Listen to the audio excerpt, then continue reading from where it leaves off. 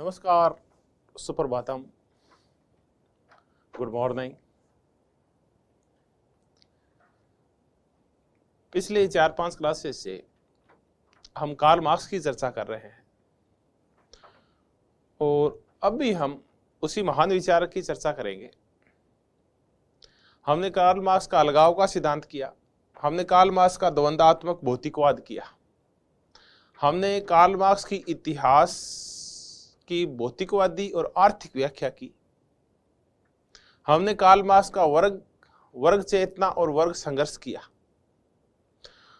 आज हम शुरुआत करेंगे। कार्ल मार्क्स का एक आर्थिक विचार है, अतिरिक्त मूल्य का सिद्धांत।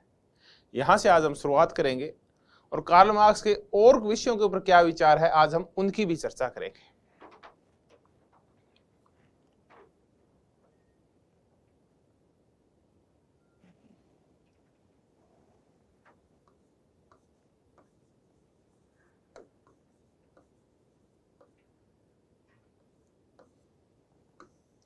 Karl Marx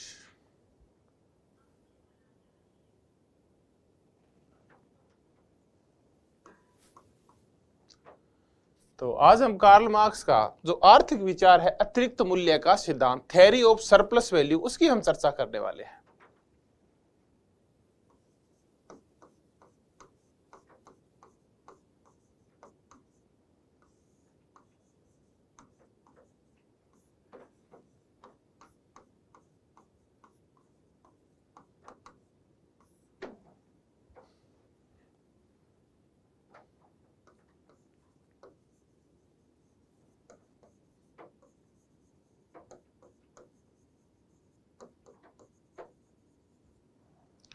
theory of surplus value, अतिरिक्त मूल्य का सिद्धांत।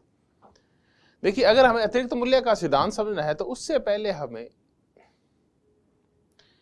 एक ब्रिटेन के क्लासिकल इकोनॉमिस्ट है डेविड रिकार्डो, हमें उनको समझना होगा।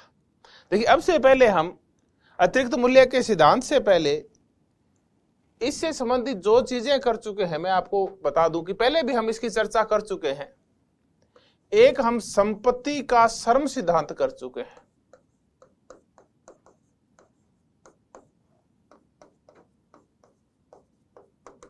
ये जॉन लॉक का था। फिर हम मूल्य का श्रम सिद्धांत कर चुके हैं,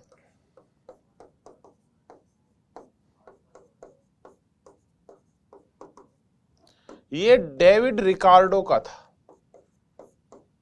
डेविड रिकार्डो एक उदारवादी अर्थशास्त्री हैं, नकारात्मक उदारवादी या परंपरागत उदारवादी अर्थशास्त्री हैं ब्रिटेन के। Adam Smith, David Ricardo, Malthus, इनकी हम चर्चा करते हैं। जब उदारवादी अर्थशास्त्री या परंपरागत उदारवादी अर्थशास्त्री करते हैं तब डेविड रिकार्डो की चर्चा करते हैं। डेविड रिकार्डो का एक बड़ा प्रसिद्ध सिद्धांत है मूल्य का श्रम सिद्धांत। डेविड रिकार्डो इस मूल्य के श्रम सिद्धांत में ये कहते हैं कि देखिए, कोई भी वस्तु अगर वैल्यूएबल होती है, कोई भी वस्तु में मूल्यवता आती है, कोई भी वस्तु उपयोगिता आती है किसी वस्तु में, तो वो श्रम पैदा करता है।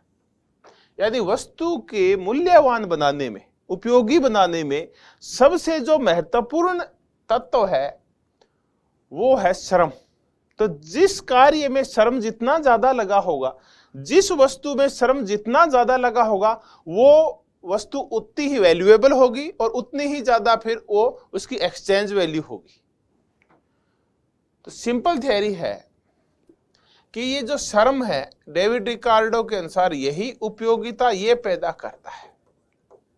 यानी कोई, आपने देखिए, कोई लकड़ी थी तो प्राकृतिक अवस्था में जो चीजें होती है वो हमारे लिए उपयोगी नहीं होती, बल्कि जब हम इसमें श्रम मिलाते हैं तो वो हमारे लिए उपयोगी हो जाती है। हम श्रम मिला के और उस लकड़ी का टेबल बना देते हैं, उस लकड़ी की चेयर बना देते हैं, उसका कोई खिलौना बना देते हैं, तो वो हमारे लिए उपयोगी हो जाती है, यानी वो मूल्यवान हो जाती है।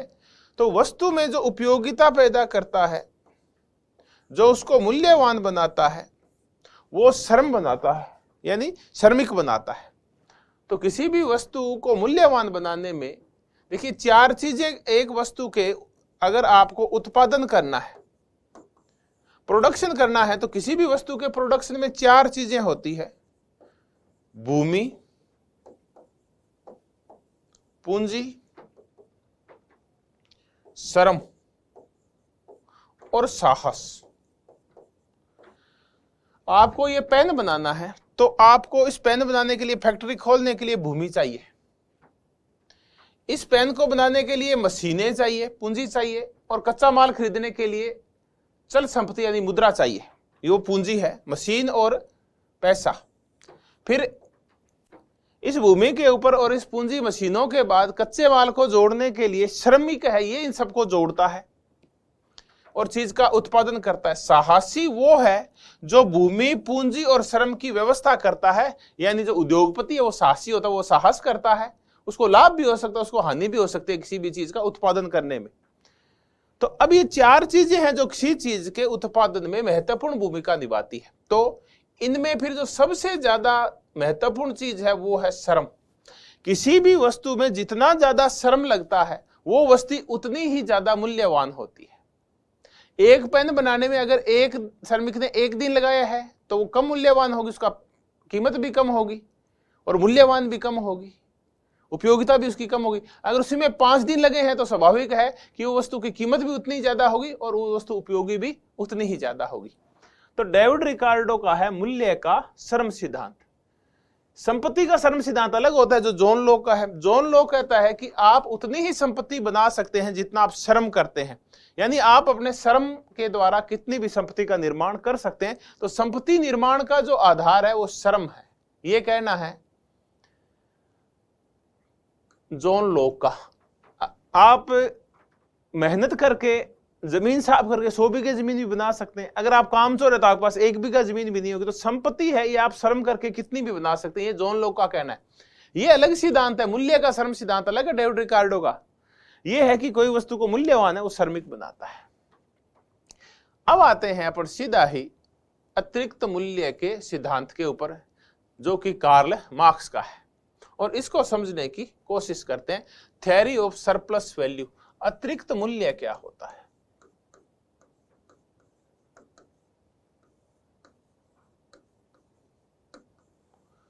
सरप्लस वैल्यू क्या होती है इसको समझते हैं। देखिए सीधा सा क्वेश्चन ये आता है कि आखिर ये किसको कहते हैं, किसको है। तो सरप्लस वैल्यू है, अतिरिक्त मूल्य है, ये 2 चीजों से बनती है। एक होती है यूज वैल्यू और एक होती है एक्सचेंज वैल्यू।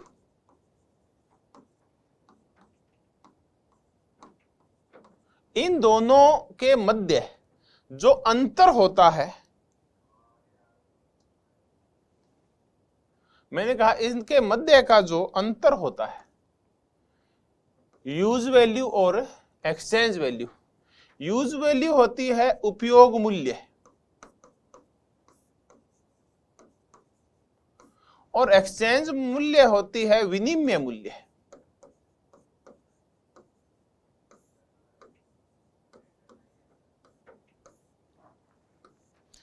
उपयोग मूल्य का तात्पर्य होता है कि कोई वस्तु कितनी उपयोगी है हमारे लिए, उसकी हमारे जीवन में उपयोगिता क्या है, वो कितनी मूल्यवान है हमारे लिए, कितनी एसेंशियल है हमारे लिए, वो होता है उपयोग मूल्य। यूज वैल्यू क्या है उसकी।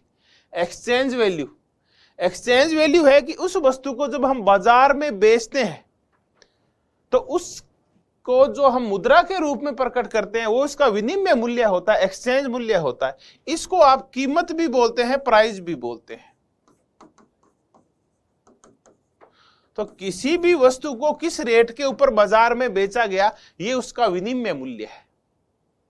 तो 2 प्रकार के वैल्यू की हम चर्चा कर रहे हैं, उपयोग मूल्य और विनिमय मूल्य। देखिए ये मूल्य तो शुरुआत से ही है, जब से ये सृष्टि चली आ रही है। तो उत्पादन एक एसेंशियल गतिविधि है, प्राथमिक गतिविधि है कार्ल मार्क्स के अनुसार। उत्पादन तो अगर आपको जीना है तो उत्पादन करना ही पड़ेगा। देखिए जो आदिम साम्यवाद, जिसको एशियाटिक जो मोड था, एशियाटिक सोसाइटी थी, आदिम साम्यवाद था, उसमें उत्पादन की आवश्यकता नहीं होती थी क्योंकि जनसंख्या कम थी, प्रकृति के खजाने भरे हुए थे। लेकिन देश से ही दास समाज आया। दास समाज आते ही और हमें उत्पादन करना पड़ा। तब हमने यानी मालिकों ने दासों को रखा उत्पादन करने के लिए। दास थे, वो चारपाई का उत्पादन किया करते थे, घड़े बनाया करते थे, आटा पीसा करते थे, या जितने भी घरेलू चीजें हैं जो हमारे काम में आती है, चाहे वो कागज का उत्पादन किया करते थे, तो वो उत्पादन किया करते थे।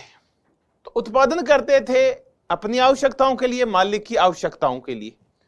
तो वो किसी भी चीज को, जैसे गेहूं को पीस के उसको बहुत ज्यादा उपयोगी बना देते थे, तो वो था उपयोग मूल्य। तो उपयोग मूल्य तो शुरू से ही चला आ रहा है। फिर बाद में दास समाज के बाद सामंती समाज आ गया। तो जो कारीगर हुआ करते थे वो उपयोग मूल्य पैदा किया करते थे। इट मीन्स ये था कि कुम्हार था, वो मिट्टी को गूंथ कर घड़े को हमारे लिए पानी ठंडा रखने के लिए उपयोगी बना दिया करता था। तो ये उपयोग मूल्य तो शुरू से ही चला आ रहा है। लेकिन जब पूंजीवाद आया, तो चीजों को, फिर उपयोगी चीजों को हम विनिमय करने लगे, बेचने भी लगे। क्योंकि अब चीजें सिर्फ घरेलू उपयोग के लिए पैदा नहीं हो रही है, बल्कि अब चीजें लाभ कमाने के लिए पैदा की जा रही है, ताकि उनको बेच के ज्यादा से ज्यादा लाभ कमाया जा सके। तब एक विनिमय मूल्य का कंसेप्ट आया, कीमत या प्राइस आई। आप किसी भी वस्तु को, आप कमोडिटी है, उसको बाजार में लेके जाते हैं और उसको बेचते हैं। तो फिर कमोडिटी वो होती है जो बाजार में लाभ के लिए बेची जाती है, यानी फिर माल अर्थव्यवस्था आ गई, कमोडिटी मार्केट आ गई, माल अर्थव्यवस्था।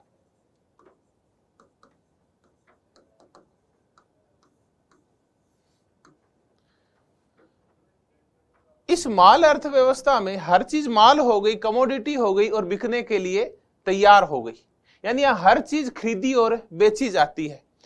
यहां तक कि श्रम शक्ति भी कमोडिटी हो गई। श्रम शक्ति, लेबर पावर, क्योंकि लेबर के पास भी अपने पास बेचने के लिए क्या होता है, एक व्यापारी के पास वस्तुएं होती है, लेबर के पास बेचने के लिए श्रम होता है। तो खुद श्रम एक कमोडिटी बन गया, एक माल बन गया, खुद श्रम एक वस्तु बन गया, और ये बाजार में वैसे ही बिकता है जैसे अन्य वस्तुएं बिकती है। तो अब आप कैसे डिसाइड करेंगे विनिमय मूल्य क्या होता है, उत्पाद मूल्य, हम इसकी चर्चा करते हैं। देखिए, एक श्रमिक किसी भी वस्तु को, जैसे कि डेविड रिकार्डो कहता है, उसको उपयोगी बनाता है, और व्यापारी क्या करता है, यानी उद्योगपति क्या करता है, उस उपयोगी चीज को बाजार में बेच देता है।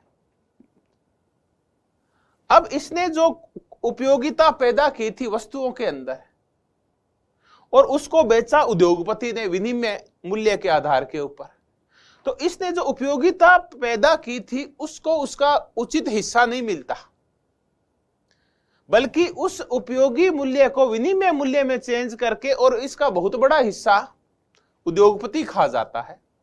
अपन चलते हैं और सामंती व्यवस्था की बात करते हैं। सामंती व्यवस्था, सामंती व्यवस्था में गिल्ड सिस्टम था, श्रेणियां थी, शिल्पकार थे। एक शिल्पकार ने, मान लेते हैं कि एक मूर्ति पैदा की, उसने उस मूर्ति को, पत्थर को घड़ के, पत्थर की कोई उपयोगिता नहीं थी, अनगढ़ पत्थर था, उसने उसमें उपयोग मूल्य किया और उसने एक मूर्ति बनाई। उस मूर्ति को उसके बनाने में 10 दिन लगे, तो वो बोला कि मैं इस मूर्ति के 100 रुपए लूंगा। चलिए, उसने 100 रुपए ले लिए। फिर उसने एक मूर्ति और बनाई, दूसरी मूर्ति बनाई। इस मूर्ति को बनाने में, इस मूर्ति में उसको 15 दिन लगे थे। जो दूसरी मूर्ति बनाई उसमें उसको दिन लगे 30। तो अब वो बोला कि मैं इसके रुपए लूंगा 200। तो वो चीजों को उपयोगी बना रहा है, बदले में जितना उपयोगी बना रहा है उसके अकॉर्डिंग, अपने श्रम के अकॉर्डिंग वो उसको बेच रहा है। ये तो मैंने सामंती व्यवस्था की विशेषता बताई। अब चलते हैं अपन पूंजीवाद में। पूंजीवाद में क्या होता है? पूंजीवाद में एक मजदूर ने एक वस्तु पैदा की और उस वस्तु को उपयोगी बनाया और वो सारा खर्चा निकाल के, और वो 10 रुपए में उसका लाभ हुआ। सारा खर्चा, कच्चे माल का खर्चा, जितने भी खर्चे थे वो सारे निकाल लिए, 10 रुपए का लाभ हुआ। ₹10 एक्स्ट्रा, मतलब कच्चा माल सारा कुछ निकाल के। इस ₹10 में से इस मजदूर को एक पर्याप्त हिस्सा दे दिया गया। फिर उस व्यक्ति ने, मजदूर ने क्या कि दूसरी वस्तु और पैदा की उसी दिन, लेकिन इस बार उसको कोई हिस्सा नहीं मिला। फिर तीसरी वस्तु पैदा की, उसमें से उसको कोई हिस्सा नहीं मिला। तो जो उपयोग मूल्य जो पैदा करता है एक श्रमिक, उस उत्पाद मूल्य को विनिमय मूल्य में जब चेंज किया जाता है तो इस विनिमय मूल्य में से जो मजदूर का हिस्सा बनता है वो नहीं देता उद्योगपति उसको, वो खुद हड़प जाता है। तो उपयोग मूल्य और विनिमय मूल्य के अंतर को हम अतिरिक्त मूल्य करते हैं। देखते हैं इसको फिर और सिंपल तरीके से समझने की कोशिश करते हैं। हम कर रहे हैं उपयोग मूल्य। उपयोग मूल्य उत्पादन के दौरान उपयोग मूल्य पैदा होता है। जब उत्पादन किया जाता है तो उपयोग मूल्य पैदा होता है।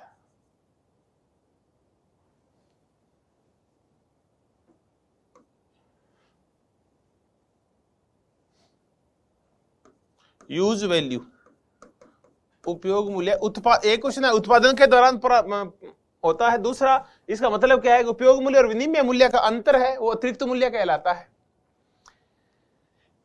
एक लेबर ने एक दिन में 2 घंटे काम किए और एक वस्तु बनाई,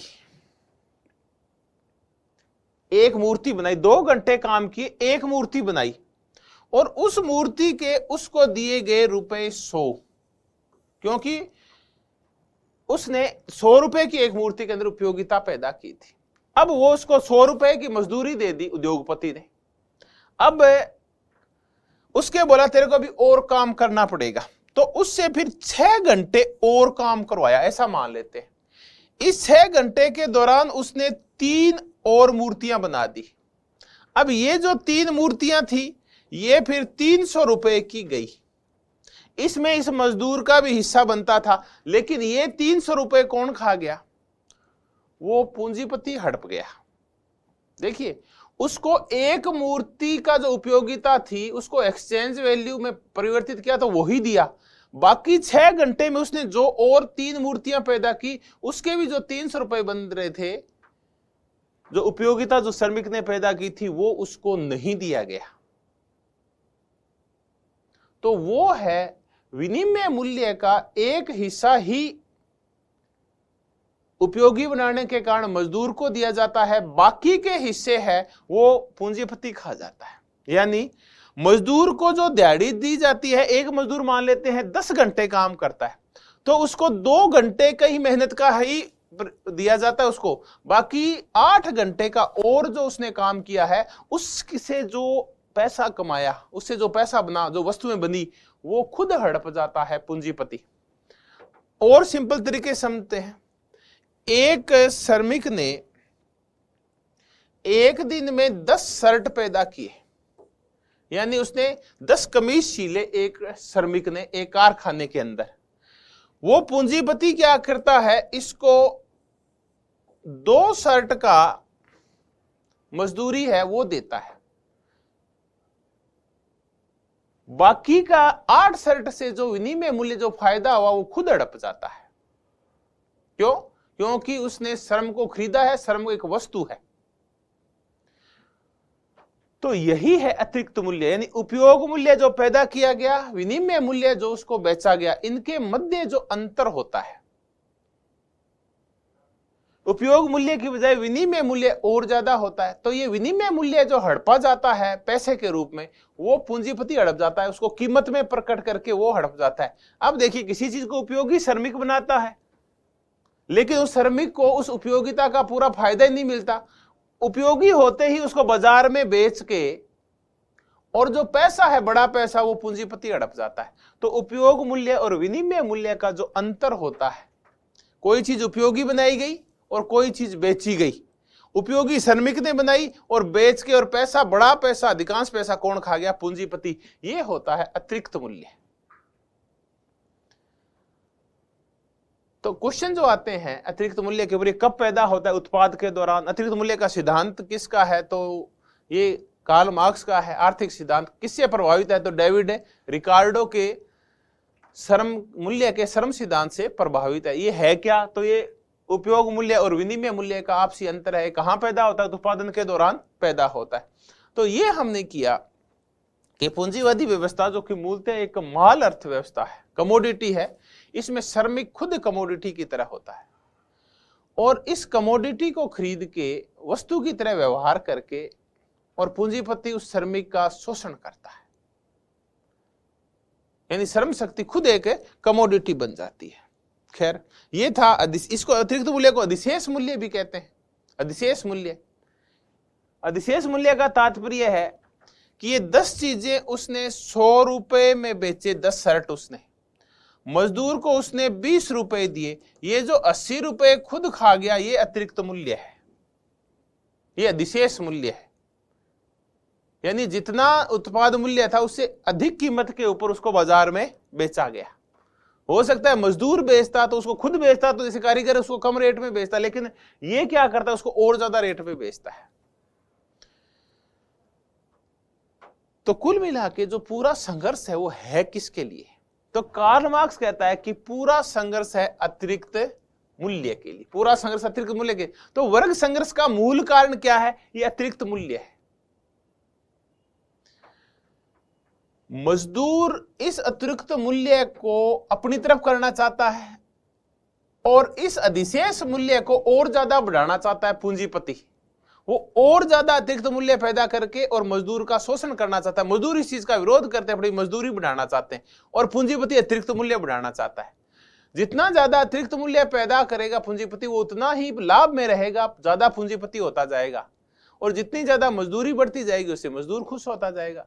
तो मजदूर इस अतिरिक्त मूल्य का विरोध करता है, पूंजीपति इसको बढ़ाना चाहता है। यही है वर्ग संघर्ष का मूल कारण। हाँ, थोड़ा सा फर्क होता है अतिरिक्त मूल्य पैदा करने में तीनों समाजों में, दास समाज में, सामंती समाज में और पूंजीवादी समाज में। देखिए, दास समाज में जो दास होते थे वो एक ही मालिक के दास होते थे और उनका लगातार वो एक ही मालिक शोषण किया करता था, उनकी श्रम शक्ति का शोषण किया करता था, क्योंकि मजदूरों के पास बेचने के लिए सिर्फ एक श्रम शक्ति होती है और कुछ नहीं होता। फिर आया सामंती काल। सामंती काल में एक किसान एक ही गांव में रहता था और वही सामंत उसका शोषण करता रहता था। लेकिन पूंजीवाद में एक और अंतर आया। पूंजीवाद में अंतर यह आया कि जो श्रमिक है अब उसको कॉन्ट्रैक्ट की सुविधा है, संविदा का अधिकार है उसको। वो चाहे तो मिस्टर एक्स पूंजीपति को अपने श्रम बेचे, वो चाहे तो वाई को बेचे, वो चाहे तो जेड को बेचे। यानी एक श्रमिक उसी पूंजीपति के पास उसी उद्योग में जाएगा, उसी फैक्ट्री में जाएगा जिसका मालिक उसको ज्यादा मजदूरी देगा। लेकिन कार्ल मार्क्स कहते हैं इससे फर्क क्या पड़ता है? क्योंकि मजदूर के पास बेचने के लिए श्रम शक्ति होती है, तो उसका तो मजदूर का तो शोषण ही होना है, चाहे वो एक्स करे, चाहे वाई करे, चाहे जेड करे, उससे कोई फर्क नहीं पड़ता। मूल है कि हर प्रकार के शोषण के जो केंद्र में होता है वो अतिरिक्त मूल्य होता है। और अतिरिक्त मूल्य है क्या? यूज वैल्यू और एक्सचेंज वैल्यू के मध्य का अंतर है। श्रमिक जो 8 से 10 घंटे काम करता है, उस काम का उसको पूरी मजदूरी नहीं मिलती, उसके 2 घंटे की मजदूरी मिलती है। 8 घंटे की जो मजदूरी और है, जो उसने पैदा करके चीजें पैदा की है, वो मजदूरी खा जाता है पूंजीपति, उद्योगपति। यही है सरप्लस वैल्यू। अब फिर वो मजदूर को क्या देता है? तो एक बड़ा मजेदार सिद्धांत है, अतिरिक्त मूल्य से जुड़ा हुआ सिद्धांत है और हम उसको कहते हैं मजदूरी का लौह नियम, आयरन लॉ ऑफ वेज, मजदूरी का लौह नियम। अब देखिए, ये जुड़ा हुआ है अतिरिक्त मूल्य के सिद्धांत से। ये भी क्वेश्चन आ सकता है कि मजदूरी का लौह नियम कैसे जुड़ा हुआ है? अतिरिक्त मूल्य के सिद्धांत से जुड़ा हुआ है।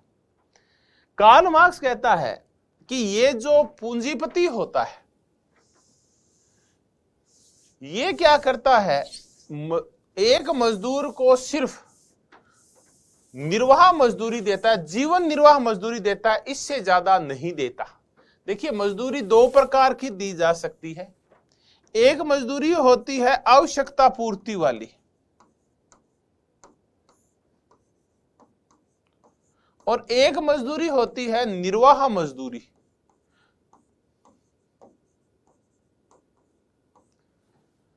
यानी जीवन निर्वाह मजदूरी, आवश्यकता पूर्ति वाली मजदूरी। इसका तात्पर्य है कि एक मजदूर को इतना दिया जाए कि उसकी समस्त आवश्यकताएं पूरी हो जाए, वो वस्तु बन के नहीं रह जाए, वो कमोडिटी नहीं बन जाए, उसकी सारी आवश्यकताएं, चाहे वो सृजनात्मक आवश्यकताएं, उसकी मौलिक आवश्यकताएं, पेंटिंग की आवश्यकताएं, सिनेमा देखने की आवश्यकताएं, अच्छे घर की आवश्यकताएं, अच्छे खाने की आवश्यकताएं, अच्छे जीवन स्तर की आवश्यकताएं, इतनी मजदूरी नहीं देता कि वो अपनी आवश्यकताओं की पूर्ति कर पाए, तो फिर वो कौन सी मजदूरी देता है? देखिए, ये तो नहीं देता, वो मजदूरी देता है जीवन निर्वाह वाली, कि वो सिर्फ जीवन निर्वाह ही कर पाता है बड़ी कठिनता से। यानी रोज कुआं खोदो और रोज पानी पियो, हैंड टू माउथ रखता है वो। हैंड टू माउथ का तात्पर्य इतना ही देता है कि उसका शाम का पेट भर जाए, इससे ज्यादा नहीं देता उसको। क्योंकि ज्यादा इसलिए नहीं देता कि पूंजीपति में भूख होती है ज्यादा से ज्यादा लाभ कमाने की, ज्यादा से ज्यादा अतिरिक्त मूल्य के कारण, इसलिए वो सिर्फ इतना ही देता है कि मजदूर अगले दिन खा पी के काम पे आ जाए। अगर पूंजीपति ये सोचेगा कि मैंने ज्यादा दे दिया तो ये संतुष्ट हो जाएगा, हो सकता कल को आए ही नहीं, तो इतना देता है कि उसका पेट भर जाए और उसकी औलाद का पेट भर जाए। उसका पेट भरने के लिए इसलिए देता है ताकि वो कल काम को आए, और औलाद का पेट भरने के लिए उसको इसलिए मजदूरी देता है ताकि उसकी औलादें बड़ी होकर मजदूर बन सके, वरना वो मर गई तो मजदूर कौन बनेगा। तो ये है मजदूरी का लोह नियम या जीवन निर्वाह मजदूरी का सिद्धांत। ये लोहा नियम है कि इससे जीवन निर्वाह से अधिक मजदूरी कभी भी नहीं मिलती मजदूर को पूंजीवाद के अंदर, पूंजीपति के अंदर। तो किया क्या जाए? क्योंकि इतनी मजदूरी देनी है तो सुधार की गुंजाइश नहीं है, इसलिए वर्ग संघर्ष किया जाए, पूंजीपतियों को मौत के घाट उतारा जाए, निजी संपत्ति का सार्वजनिकरण कर दिया जाए, और उसके बाद सबकी आवश्यकताएं पूर्ति हो जाएगी। फिर जो मजदूरी मिलेगी या जो भी आपको वेज मिलेगी वो आपको जीवन निर्वाह के लिए नहीं मिलेगी बल्कि आवश्यकताओं की पूर्ति के लिए मिलेगी। तो हमने अतिरिक्त मूल्य का सिद्धांत किया और मजदूरी का लोह नियम किया। अब हम कार्ल मार्क्स ने अन्य विषयों के ऊपर जो विचार व्यक्त किए हैं उनकी हम एक एक करके चर्चा करते हैं। हम राज्य के बारे में, उपनिवेशवाद के बारे में, कार्य के बारे में, धर्म के बारे में, विचारधारा के बारे में क्या विचार हैं कार्ल मार्क्स के, हम उनकी चर्चा करेंगे। हम सबसे पहले कार्ल मार्क्स ने राज्य के बारे में क्या कहा है, स्टेट के बारे में क्या कहा है, इसकी चर्चा करते हैं। कार्ल मार्क्स का कहना यह है कि राज्य अधिसंरचना है। ये तो हमने देखा ही था कि राज्य अधिसंरचना है, सुपर स्ट्रक्चर है। चूंकि ये सुपर स्ट्रक्चर है इसलिए आधार के ऊपर टिकी हुई है, उत्पादन प्रणाली के ऊपर टिकी हुई है ये, तो ये स्वायत्त नहीं है। तो राज्य अधिसंरचना है, राज्य स्वायत्त नहीं है, राज्य एक कृत्रिम संस्था है। और देखिए, इसका निर्माण शोषक वर्ग ने शोषितों को नियंत्रित करने के लिए किया था।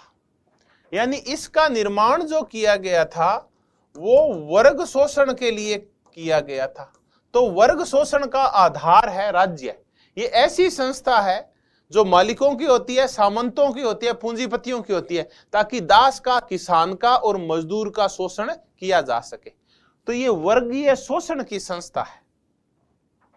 तो ये फिर किसकी संस्था है? तब कार्ल मार्क्स कम्युनिस्ट मैनिफेस्टो में बोलता है कि पूंजीवादी काल में ये पूंजीपतियों की कार्य समिति है। पहले सामंतों की थी, अब ये पूंजीपतियों की कार्य समिति है। तो राज्य पूंजीपतियों की कार्य समिति है।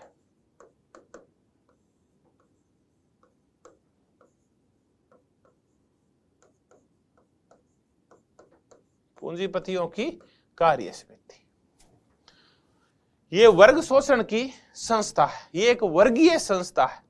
और इसका निर्माण किया गया था जो कमजोर वर्ग होते हैं, जिनके पास उत्पादन के साधन नहीं होते, जो गरीब होते हैं, आर्थिक रूप से जो कमजोर लोग होते हैं, उनका शोषण करने के लिए, उनको दबाने के लिए इस संस्था का निर्माण किया गया। तब हम कहते हैं कि ये कैसी संस्था है, कि ये एक कृत्रिम संस्था है जो वर्ग शोषण के लिए पैदा की गई थी। अब देखें कि ये राज्य स्थायी संस्था है या अस्थायी है। तो राज्य एक अस्थायी संस्था है। जैसे ही साम्यवाद आएगा ये राज्य लुप्त हो जाएगा। इसलिए ये राज्य स्थायी संस्था नहीं बल्कि अस्थायी संस्था है, ये लुप्त हो जाएगा। क्यों? क्योंकि राज्य को पैदा किया गया था वर्ग का, एक वर्ग ने दूसरे वर्ग का शोषण करने के लिए। लेकिन जैसे ही साम्यवाद आएगा, देखिए साम्यवाद एक ऐसी स्थिति है जिसमें वर्ग का विभाजन रद्द हो जाता है, वर्ग विभाजन। अब साम्यवादी स्थिति में एक ही वर्ग रह जाता है और कोई किसी का शोषण नहीं करता, कोई कॉन्ट्राडिक्शन नहीं होता, इसमें कोई द्वंद्व नहीं होता, वर्ग एक ही है। तो एक ही वर्ग है तो शोषण का सवाल ही पैदा नहीं होता। तो वर्ग विभाजन नहीं है तो वर्ग शोषण भी नहीं है, और वर्ग शोषण नहीं है तो वर्ग की शोषणकारी संस्था राज्य भी नहीं है। तो राज्य क्या हो जाएगा? लुप्त हो जाएगा। क्योंकि जब देखिए एक तो राज्य का होता है समाप्त करना और एक होता है राज्य का लुप्त होना, दोनों अलग अलग बातें हैं। एंजल्स बोलता है कि राज्य को समाप्त नहीं किया जाएगा। एंजल्स बोलता है, ये देखिए कितनी जोरदार बात है। एंजल बोलता है कि राज्य को समाप्त नहीं किया जाएगा बल्कि राज्य लुप्त होगा। हमारी पूंछ काटी थोड़ी गई थी, हमारी पूंछ धीरे धीरे लुप्त हो गई क्योंकि उसकी कोई उपयोगिता नहीं थी। तो कोई चीज जब उपयोगी नहीं रहती है तो वो अपने आप ही गायब हो जाती है। जैसे आप धीरे धीरे देखिए कि घड़े गायब हो रहे हैं क्योंकि फ्रिज आ गए हैं, सेलो की टंकियां आ गई है, बोटल्स आ गई है, तो घड़े अपने आप ही गायब हो रहे हैं। तो जो चीज उपयोगी नहीं होगी वो अपने आप ही गायब हो जाएगी, लुप्त हो जाएगी। तो समाप्त नहीं किया जाएगा साम्यवाद में राज्य, बल्कि धीरे धीरे इसकी उपयोगिता नहीं होगी। शोषणकारी इसका रूप था, शोषण की जरूरत नहीं है तो राज्य की जरूरत नहीं है, तो राज्य एक दिन लुप्त हो जाएगा। एंजल बोलता है वैसे ही लुप्त हो जाएगा जैसे मशीन से चलने वाली जब आरियां आ गई, इंजन से चलने वाली लकड़ी काटने के लिए आरियां आ गई तो हंसिया और हथौड़ा गायब हो गया। जब ये कंबाइन आ गई, जब ट्रैक्टर आ गए तो आपने देखा कि वो द्रांति गायब हो गई। अब सब चीजें मशीनीकरण हो गया है।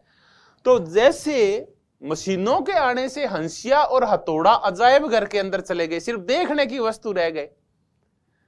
आप गांव में देखें क्या चीज गायब हो गई? गांव के अंदर है जो हमारी दादी माँ वगैरह नानी जो बिलौना बिलोती थी, ऐसे झगड़ बिलौना, वो कहाँ गए? आजकल मशीनें आ गई है तो वो तो कहाँ है, किसी किसी घर में देखने के लिए मिलता है। चरखे कहाँ गए? वो तो शोपीस बन के रह गए। तो ऐसा ही एंजल बोलता है कि राज्य एक दिन शोपीस बन के रह जाएगा, अजायब घर में चला जाएगा, जैसे हंसिया और थोड़ा चला गया, यानी वो लुप्त हो जाएगा, उसको समाप्त नहीं किया जाएगा। देखिए कितनी मजेदार बात है कि राज्य समाप्त नहीं किया जाएगा बल्कि लुप्त हो जाएगा। लेकिन लुप्त कब हो जाएगा? जब साम्यवाद आएगा। देखिए दास राज्य को समाप्त किया जाएगा, लुप्त नहीं होगा। सामंती राज्य को पूंजीवादी बुर्जुआ तत्व समाप्त करेंगे, पूंजीवाद को सर्वहारा समाप्त करेगा। तो सिर्फ राज्य एक स्टेज के आप पे लुप्त होगा, वो होगा लास्ट स्टेज साम्यवाद। उससे पहले के राज्य लुप्त नहीं होंगे। ये जो पूंजीवादी राज्य है या जिसको अपन बुर्जुआ राज्य बोलते हैं, क्या ये लुप्त होगा का? नहीं, ये बुर्जुआ राज्य लुप्त नहीं होगा बल्कि ये समाप्त किया जाएगा, क्रांति के द्वारा समाप्त किया जाएगा। सर्वहारा क्रांति करेगा और राज्य के ऊपर कब्जा कर लेगा। तो ये राज्य तो बुर्जुआ राज्य समाप्त किया जाता है, सामंती राज्य समाप्त किया जाता है। लेकिन सर्वहारा का जो अधिनायकवाद वाला राज्य है वो अपने आप ही क्या होता है? साम्यवाद आता है और लुप्त हो जाता है। यानी सर्वहारा के अधिनायकवाद में जैसे ही राज्य समाप्त हुआ साम्यवाद आ जाएगा, अराजकतावाद आ जाएगा। तो कुल मिला के जो कार्ल मार्क्स है इसका जो साम्यवाद है वो एक अराजकतावादी स्थिति है। अराजकतावाद बोलते हैं कि ये जो साम्यवाद है इसमें राज्य नहीं रहता, तो ये अराजकतावादी स्थिति है जो साम्यवाद है ये। तो हमने राज्य को समझने की कोशिश की। राज्य स्वायत्त नहीं है, यह अधिसंरचना है, कृत्रिम संस्था है, वर्गीय संस्था है, पूंजीपतियों की कार्य समिति है, ये अस्थायी है, ये लुप्त हो जाएगा, पहले के राज्यों को समाप्त किया जाएगा, हमने ये भी चर्चा की। तो क्या राज्य है ये देवीय है क्या? बिल्कुल नहीं है। कार्ल मार्क्स के अकॉर्डिंग ये वर्गीय संस्था है। क्या ये प्राकृतिक है क्या, जैसा कि बोलते थे प्लेटो और अरस्तु? नहीं है, प्राकृतिक भी नहीं है। प्राकृतिक अपने आप पैदा होता है, ये तो पैदा किया गया है, प्राकृतिक भी नहीं है। तो क्या ये जैसा कि हेगल बोलता है एक नैतिक संस्था है? क्या नहीं है। ये नैतिक संस्था भी नहीं है जैसा कि रूसो कहता है और हेगल कहता है, कांट कहता है। वैसे आदर्शवादी कहते हैं कि ये नैतिक संस्था नहीं है, ये अच्छा बनाने, व्यक्ति को अच्छा बनाने के लिए नहीं आई है राज्य, बल्कि राज्य तो अनैतिक संस्था है, नैतिक नहीं। बल्कि कार्ल मार्क्स कहते थे अनैतिक संस्था है। ये तो एक वर्ग ने जो कि उत्पादन के साधनों का मालिक था, उसने पैदा किया था गरीबों का शोषण करने के लिए, मजबूरों का शोषण करने के लिए। तो राज्य नैतिक नहीं है बल्कि अनैतिक है। और जैसे ही साम्यवाद आएगा, अराजकतावाद आ जाएगा और राज्य लुप्त हो जाएगा। अब हमने राज्य के ऊपर ये क्वेश्चन पूछे जाते हैं, देवीय है, प्राकृतिक है, नैतिक है, कैसी संस्था है, ये स्थायी है, अस्थायी है, वर्गीय शोषण है, या स्वायत्त है या स्वायत्त नहीं है। अब एक क्वेश्चन जो बहुत ज्यादा आता है, वो क्वेश्चन आता है कि क्या राज्य स्वायत्त वाकई में नहीं है? क्या कार्ल मार्क्स ने कुछ और तो कहा है कहीं? तो कार्ल मार्क्स की राज्य के संदर्भ में एक और थियरी है, बोनापार्टिज्म। तो अब हम उस बोनापार्टिज्म की चर्चा करते हैं।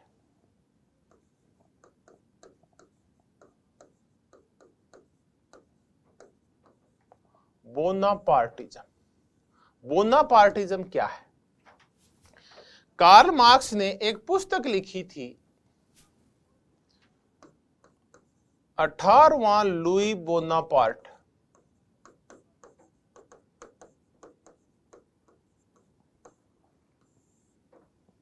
और इस पुस्तक में कार्ल मार्क्स ने कहा कि राज्य एक स्वायत्त संस्था है।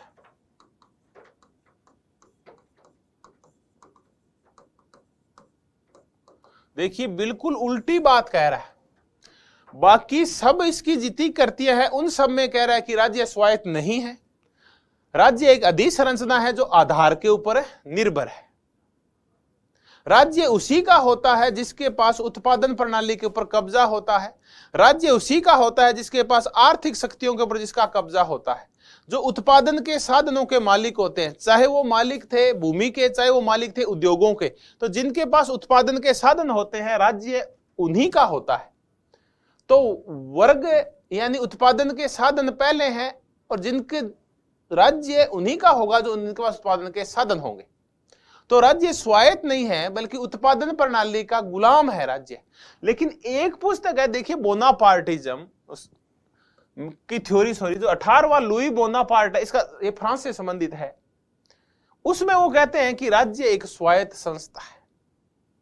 ये कहते हैं कि फ्रांस में 1860 के 50-60 के आसपास जो परिवर्तन आया उसमें यह देखा गया कि राज्य स्वायत्त संस्था है। वो कहते हैं इसका कारण क्या है कि 18वां लुई बोनापार्ट आया तो राज्य में दो वर्ग थे, बुर्जुआ और सर्वहारा, पूंजीपति और मजदूर। ये दो वर्ग थे, पूंजीपति और उद्योगपति और मजदूर, बुर्जुआ और सर्वहारा। तो ये कहता है कि उस समय 18वां जब लुई बोनापार्ट का राज कर रहा था तो उस समय क्या पूंजीपति इतने शक्तिशाली नहीं थे कि वो राजा को अपने हिसाब से संचालित कर सके, और उस मजदूर भी इतनी शक्तियां नहीं ले पाए थे कि वो राजा को अपने हिसाब से चला सके या राज्य के ऊपर कब्जा कर सके। तो ऐसे में क्या हुआ, राज्य की जो नौकरशाही थी, ब्यूरोक्रेसी थी, वो शक्तिशाली हो गई। यानी देखिए, नौकरशाही है, कार्यपालिका है, ये सारे तो राज्य के अंग होते हैं। उस नौकरशाही ने पूंजीपतियों और सर्वहारा दोनों को अपने नियंत्रण में ले लिया, और नौकरशाही राज्य का पार्ट होती है। तो राज्य स्वायत्त हो गया, न तो वो पूंजीपतियों का गुलाम था और न ही वो सर्वहारा का गुलाम था, कि ये वर्ग दोनों आपस में काउंटर कर रहे थे। काउंटर का तात्पर्य है कि एक ऐसी स्थिति थी जब न तो पूंजीपति शक्तिशाली थे और न ही सर्वहारा शक्तिशाली था। तो ये दोनों आपस में जब उलझे हुए थे तो राज्य को मौका मिल गया और शक्तियां नौकरशाही ने हत्या ली, राज्य ने हत्या ली, और राज्य इनसे स्वायत्त हो गया। वो इसके नियंत्रण में नहीं रहा बल्कि वो दोनों के ऊपर नियंत्रण रखने लगा। तो ये है बोनापार्टिज्म। बोनापार्टिज्म का तात्पर्य है राज्य एक स्वायत्त संस्था है, राज्य एक स्वतंत्र संस्था है जो कि वर्ग के नियंत्रण में नहीं है। क्योंकि यहां ये दोनों वर्ग हैं, ये इतने शक्तिशाली एक वर्ग नहीं हो पाया था कि पूरे राज्य को दबा ले। ये दोनों एक दूसरे के साथ संघर्ष कर रहे हैं, ऐसे में राज्य ने फायदा उठाया। जैसे दो बिल्लियों की लड़ाई में बंदर फायदा उठाता है, वैसे ही इन दोनों की लड़ाई में राज्य ने फायदा उठाया और उसकी नौकरशाही शक्तिशाली हो गई और इन दोनों पे नियंत्रण करने लगी, इनका संचालन करने लगी। तो बोनापार्टिज्म का तात्पर्य है कि राज्य एक, कई बार ऐसा भी होता है कि वर्गीय संस्था नहीं रहती। चलिए, तो ये जो सिद्धांत है कि राज्य एक स्वायत्त संस्था है, बाद में इस कंसेप्ट को ग्रामसी ने आगे बढ़ाया। बाद में जो लुई अल्थुजर था, इसने भी इस कंसेप्ट को आगे बढ़ाया। जो निकोल स्पोलांजा था,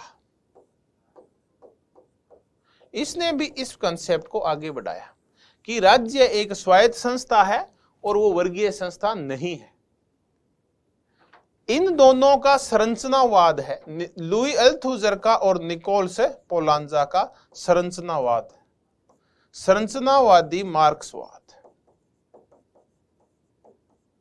तो संरचनावादी मार्क्सवाद है वो राज्य को एक स्वायत्त संरचना मानता है, एक ऑटोनोमस स्ट्रक्चर मानता है, संरचनावादी मार्क्सवाद।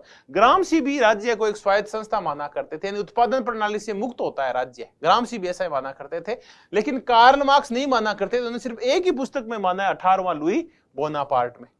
ये जो परंपरागत अर्थशास्त्री है जितने भी, चाहे वो प्लेखानोव है, लेनिन है, स्टालिन है, माओ है, रोजा लग्जमबर्ग है, कार्ल काटस्की है, ये सारे भी राज्य को स्वायत्त संस्था नहीं मानते। हाँ, नौ मार्क्सवादियों में कई ऐसी धाराएं हैं, जो संरचनावादी मार्क्सवाद है वो राज्य को एक स्वायत्त संस्था मानता है। कार्ल मार्क्स ने भी माना सिर्फ एक पुस्तक के अंदर। तो आगे कभी हम राज्य की जब दोबारा चर्चा करेंगे तो राज्य के दो सिद्धांत करेंगे। एक राज्य का उपकरणवादी सिद्धांत जो कि रॉल्फ मिलीबैंड का है, और एक है राज्य का संरचनात्मक सिद्धांत जो निकोलस पोलांजा का है मूलतः। तो अगर हम दो की चर्चा करें कि एक थोड़ी छोटी सी चर्चा है ये कि एक है राज्य का उपकरणवादी सिद्धांत, इंस्ट्रूमेंटल थ्योरी, उपकरणवादी सिद्धांत। ये एक रॉल्फ मिलीबैंड है, ब्रिटिश विचारक हैं, ब्रिटिश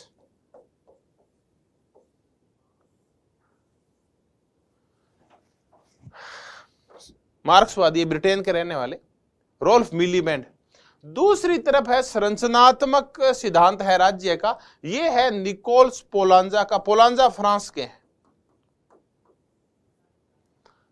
रॉल्फ मिलीबैंड कहते हैं कि राज्य उपकरण है शोषण करने का, यानी राज्य पूंजीपतियों का उपकरण है जो मजदूरों का शोषण करता है। निकोलस पोलांजा कहते हैं कि नहीं, ये उपकरण नहीं है, ये संरचना का एक हिस्सा है और अपने आप में संरचना के हिस्से स्वायत्त भी होते हैं। तो आप पूरी संरचना को समझिए, राज्य की भी स्वायत्तता को स्वीकार कीजिए आर्थिक तत्वों की तरह। तो ये राज्य को संरचनावादी ये थोड़ा स्वायत्त मानते हैं, उपकरणवादी उसको स्वायत्त नहीं मानते, तो उपकरण मानते हैं शोषण का, यानी ये वर्गीय संस्था ही है, स्वायत्त नहीं है। तो हमने उपकरणवादी सिद्धांत और आगे विस्तृत चर्चा कर लेंगे। राज्य का उपकरणवादी सिद्धांत रॉल्फ मिलीबैंड का और संरचनावादी सिद्धांत है वो निकोलस पोलांजा का है। तो कार्ल मार्क्स अपनी सारी पुस्तकों में राज्य का उपकरणवादी सिद्धांत देते हैं, लेकिन एक पुस्तक में राज्य की स्वायत्तता का समर्थन करते हैं। तो हमने राज्य की चर्चा की। अब राज्य के बाद हम चर्चा करते हैं धर्म की, कि धर्म क्या है। धर्म, कार्ल मार्क्स का कहना है कि धर्म एक अफीम है, धर्म एक भ्रम है, धर्म चेतना को कुंद करता है।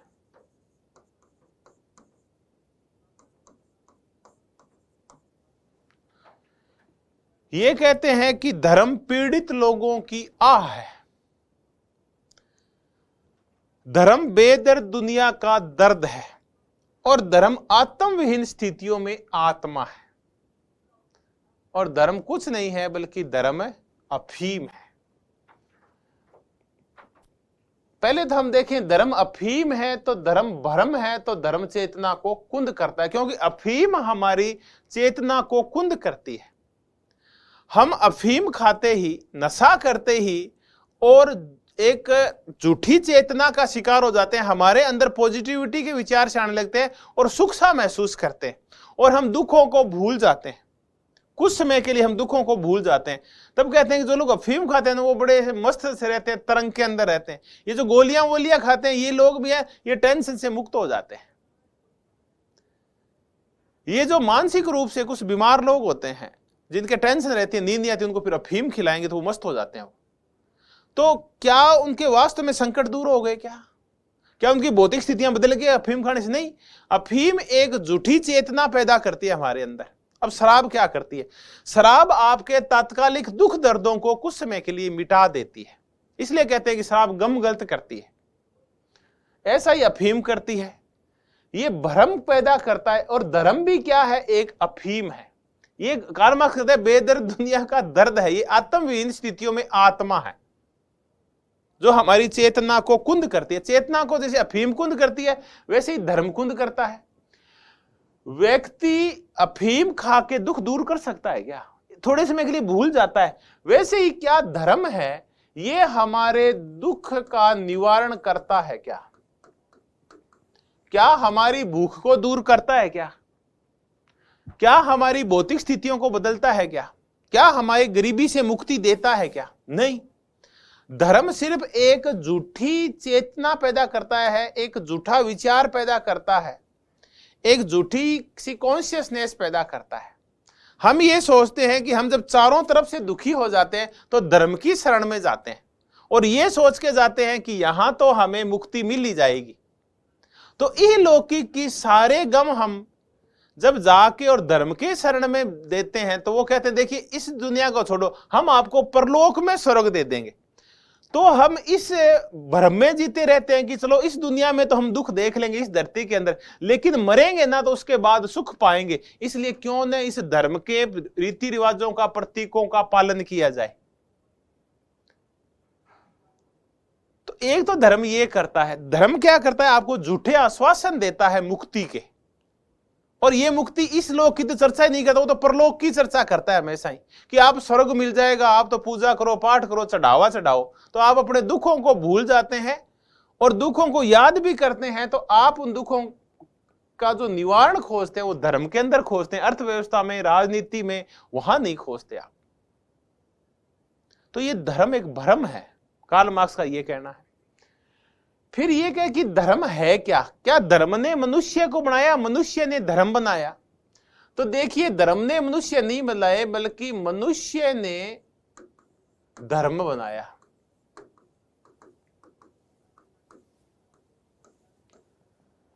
तब यूरोपीय लोगों ने विस्तार किया अपने फायदे के लिए, अपनी जनता को मूर्ख बनाने के लिए मसीही धर्म का।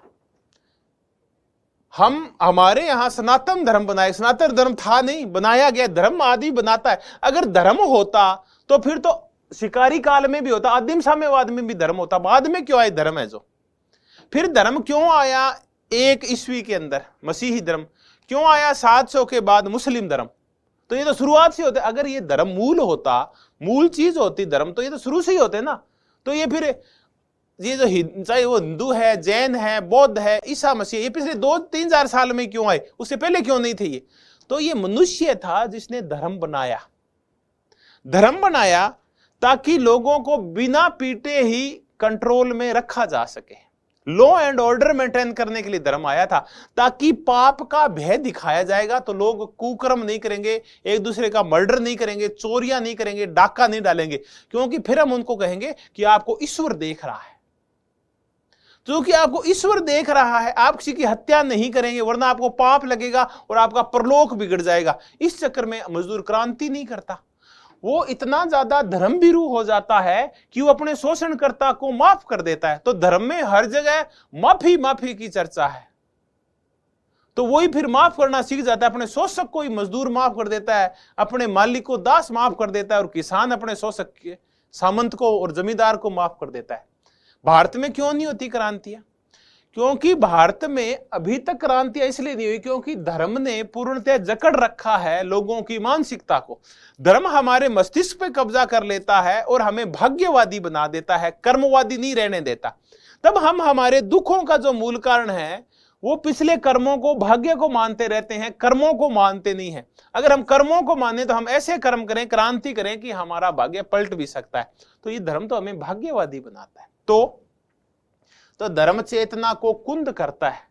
क्रांतिकारी अगर कोई व्यक्ति गया जो क्रांति करना चाहता है, अगर वो चर्च में गया और वहां जाके उसने पादरी से चर्चा कर ली, तो पादरी क्या करेगा? अरे तेरे दुखों का मूल कारण उद्योगपति नहीं है, तेरे दुखों का मूल कारण तेरा भाग्य है, तेरा भाग्य ही ऐसा था, अब तू ऐसे कर, यहां रोज आया कर चर्च के अंदर, और तो रोज चर्च में आएगा तो तेरा परलोक पक्का ही सुधर जाएगा। ऐसे झूठे आश्वासन दिए जाते हैं धर्म के अंदर। तो हम मूर्तियों के अंदर, कुछ शब्दों के अंदर, कुछ मंत्रों के अंदर मुक्ति खोजने लगते हैं और इस दुनिया में दुख पाते रहते हैं और परलोक के चक्कर में उलझे रहते हैं। तो ये हमारी जो वर्गीय चेतना है, क्रांति की चेतना है, रिवोल्यूशन की जो चेतना है, उसको कुंद कर देता है धर्म। तो फिर कार्ल मार्क्स बोला फिर क्या करें? तब आप जो भी देख रहे हैं, आप एक लाइन लिखें कि धर्म की आलोचना सभी आलोचनाओं की पूर्व कल्पना है। देखिए बड़ी मजेदार बात बोलता है कि आप भी इसको लिख लें, धर्म की आलोचना सभी आलोचनाओं की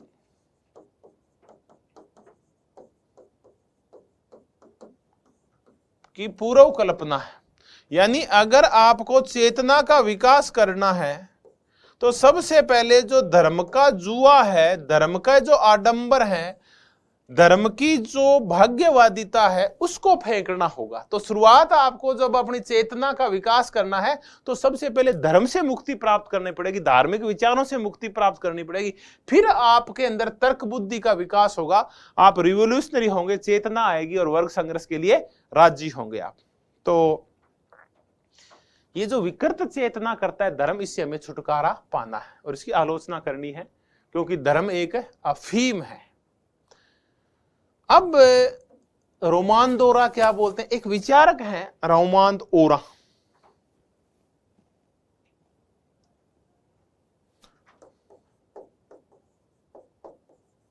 रोमांद ओरा, कई बार ओरान लिखा जाता है, कई बार ओरान भी लिखा जाता है।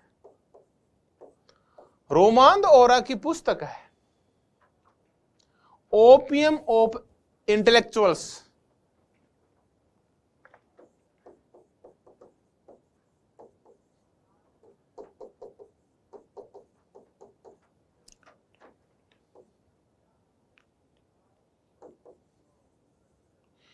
ओपियम ऑफ इंटेलेक्चुअल्स, बुद्धिमानों की अफीम। रोमांद ओरा का बड़ा जोरदार वाक्य है कि ये जो मार्क्सवाद है ये बुद्धिजीवियों की अफीम है, विशेष करके फ्रेंच बुद्धिजीवियों की अफीम। हाँ, आप खुद देख लीजिए, इनकी बात भी काफी हद तक सत्य है कि अगर आप मार्क्सवाद पढ़ते हैं तो मार्क्सवाद भी आपके मस्तिष्क के ऊपर कब्जा कर लेता है। आप में एक झूठी सी ये चेतना पैदा करता है कि अगर आप कार्ल मार्क्स से बताए गए रास्ते पे चलते हैं तो साम्यवाद आएगा, दुख दूर हो जाएंगे, संपत्ति का सार्वजनिकरण हो जाएगा, शोषण बंद हो जाएगा, आदमी एक की मुक्ति सबकी मुक्ति की शर्त बन जाएगी, व्यक्ति की आवश्यकताओं की पूर्ति हो जाएगी।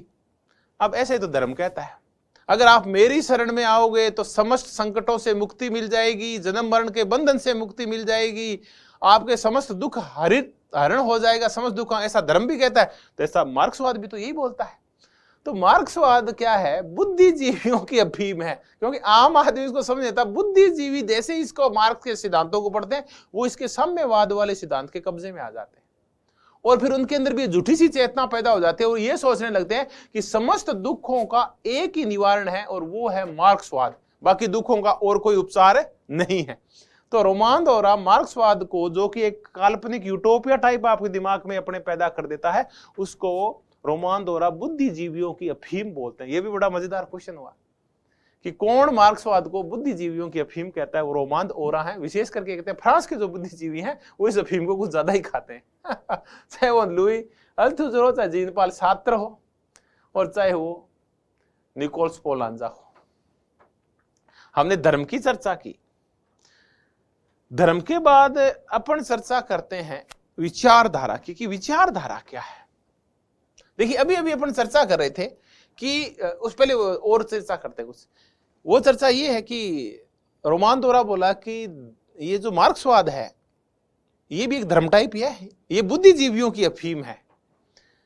बुद्धिजीवियों की अफीम है क्योंकि ये बुद्धिजीवी इस व्यवस्था को, जो आमतौर पे कई लोग कहते हैं यूटोपियन भी तो हो सकती है, हालांकि यूटोपियन तो नहीं है, चीन में कुछ समय के लिए आया ही है, क्यूबा में है, यूएसएसआर में था, लेकिन सफल नहीं हो पाए, अलग मुद्दा है। साम्यवाद और मूलतः सर्वहारा का अधिनायकवाद आके रह गया, साम्यवादी अवस्था तो आई नहीं। तो साम्यवादी अवस्था कैसी है जो हमें आकर्षित करती है? देखिए साम्यवादी व्यवस्था आएगी तो देखिए निजी पूंजी समाप्त हो जाएगी, क्योंकि कार्ल मार्क्स के अकॉर्डिंग जो दुखों का मूल कारण है वो ये प्राइवेट प्रॉपर्टी है।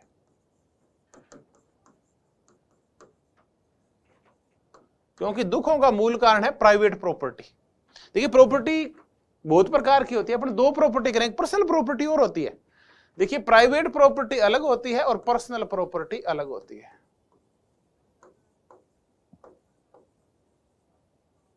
जो मार्क्सवाद जो खिलाफत करता है वो प्राइवेट प्रॉपर्टी की करता है, पर्सनल प्रॉपर्टी की नहीं करता। पर्सनल प्रॉपर्टी होती है आपका जो छोटा सा घर है, आपके थोड़े से बर्तन आपके पास, एक दो गायें हैं आपके पास, एक छोटा सा खेत है जिसमें सब्जियां वगैरह आप फसलें उगा लेते हैं, वो है आपकी पर्सनल प्रॉपर्टी। थोड़ा सा कानों में डालने के लिए औरतों के पास सोना है, तो ये तो है पर्सनल प्रॉपर्टी, जो कि जीवन की दैनिक आवश्यकताओं की पूर्ति के लिए अत्यंत आवश्यक होती है। दूसरी होती है प्राइवेट प्रॉपर्टी। ये वो प्रॉपर्टी है जो आपके आवश्यकताओं की पूर्ति से बहुत ज्यादा होती है, जो दूसरों के हिस्से को मार के आपने इकट्ठी कर ली है। अब आपके पास 500 बीघा जमीन है, इसका मतलब वो प्राइवेट प्रॉपर्टी। आपके पास 20 किलो सोना है जो आपकी आवश्यकता की पूर्ति से बहुत ज्यादा है, वो प्राइवेट प्रॉपर्टी होती है, वो निजी संपत्ति होती है। तो साम्यवाद आने के ऊपर जो दुखों का और शोषण का मूल कारण है निजी संपत्ति, वो समाप्त कर दी जाएगी। देखिए और क्या समाप्त हो जाएगा, जैसे ही आएगा साम्यवाद, राज्य समाप्त हो जाएगा, अराजकतावाद आ जाएगा। क्योंकि एक शोषणकारी संस्था होती है राज्य, ये समाप्त हो जाएगा, समाप्त हो लुप्त हो जाएगा, जैसे कि एंजल्स बोलता है हंसिया और हथौड़ी की तरह। फिर इसका क्या होगा, विचारधारा।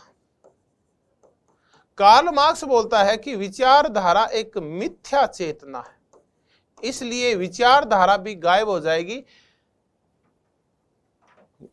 मजदूरों को चेतना की जरूरत होती है, विचारधारा की जरूरत नहीं होती। विचारधारा तो शोषण का यंत्र होता है, विचारधारा। और क्या गायब हो जाएगा, ये लैंगिक भेदभाव गायब हो जाएगा। यानी परिवार, जो कि लैंगिक भेदभाव, परिवार तो बने रहेंगे लेकिन परिवार में स्त्रियों की स्थितियां बदल जाएगी, स्त्रियों के लिए भी सार्वजनिक क्षेत्र खुल जाएगा। तो लैंगिक भेदभाव है ये समाप्त हो जाएंगे। और क्या समाप्त हो जाएंगे, वर्ग विभाजन रद्द हो जाएगा, एक ही वर्ग रह जाएगा। तो वर्ग शोषण भी गायब हो जाएगा, वर्ग शोषण। क्योंकि शोषण तब होता है जब दो वर्ग होते हैं और एक वर्ग दूसरे वर्ग का शोषण करता है। तो ऐसे करके वर्ग शोषण समाप्त हो जाएगा, राज्य चला जाएगा, विचारधारा जो कि मिथ्या चेतना है वो चली जाएगी, लैंगिक भेदभाव नहीं होगा। तो ऐसी जो स्थिति है वो साम्यवाद की है। तो इतना कुछ हो जाएगा साम्यवाद आने के ऊपर। और जो वितरण का सूत्र होगा वो साम्यवाद आने के ऊपर होगा, योग्यता अनुसार कार्य और आवश्यकता अनुसार पूर्ति। यानी अब समस्त जो वर्ग हैं उन वर्गों की आवश्यकताओं की पूर्ति होगा, कोई भी भूखा नहीं सोएगा, कोई भी दुखी नहीं होगा, सबकी आवश्यकताओं की पूर्ति की जाएगी। चलिए, तो ये हमने साम्यवाद की चर्चा की कि साम्यवाद आने पे क्या होगा। अब हम चर्चा करते हैं कि ये विचारधारा क्या है, ये कैसे मिथ्या चेतना है, हम इसकी चर्चा करते हैं, आइडियोलॉजी की चर्चा करते हैं।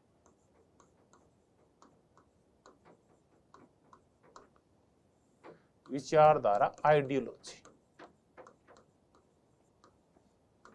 पहले तो हम विचारधारा को समझने की कोशिश करते हैं कि विचारधारा होती क्या है। देखिए 1789 में क्रांति हुई फ्रांस की, और इस फ्रांस की क्रांति में एक व्यक्ति ने बड़ा बढ़ चढ़ के भाग लिया था, वो था देसू दे ट्रेसी। और देसू दे ट्रेसी ने ही 1796 में इस विचारधारा को पहली बार परिभाषित किया था, आइडियोलॉजी को, और ये कहा था कि ये विचारों का विज्ञान होता है।